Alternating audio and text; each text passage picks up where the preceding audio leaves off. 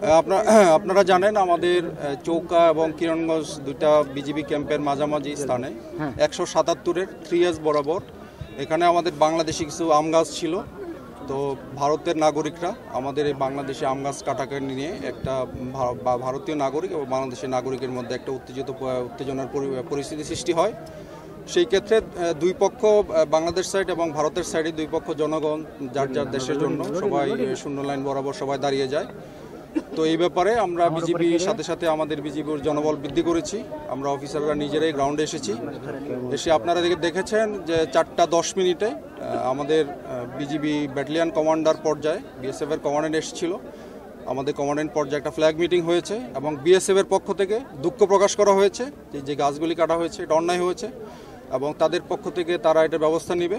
তো সুতরাং আমরাও একদম লাস্ট সম্পূর্ণ বিচার না হওয়া পর্যন্ত আমরা গ্রাউন্ডে আছি এবং যেন শূন্য লাইন কেউ অতিক্রম না করে এবং উত্তেজনা পরিবেশ প্রশমিত করার জন্য আমরা বিজিবি প্রস্তুত আছি। পাশাপাশি আমাদের বিজিবির পাশে আমাদের বাংলাদেশি জনগণ, আমাদের দেশপ্রেমিক জনগণ আমাদের সাথে আছে এবং আমাদের জনগণ আমাদের যেটা নিশ্চয়তা করলো ভবিষ্যতেও আমাদের থাকবে।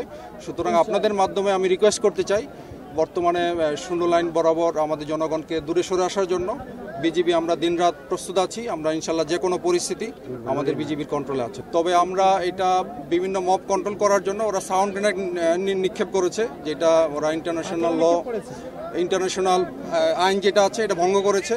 তো এই ব্যাপারে আমি আমার মহাপরিচালককে বিস্তারিত ঘটনা বর্ণনা করেছি এবং আমি আশা করি আমাদের বিজিবি হেডকোয়ার্টার এবং বিএসএফ হেডকোয়ার্টারের উচ্চ পর্যায়ে তারা একটা আলোচনা করবেন। তবে আমি এই এলাকায় এটুকু নিশ্চয়তা করতে চাই, বাংলাদেশি জনগণ এবং বিজিবি আমরা প্রস্তুত আছি সীমান্তে।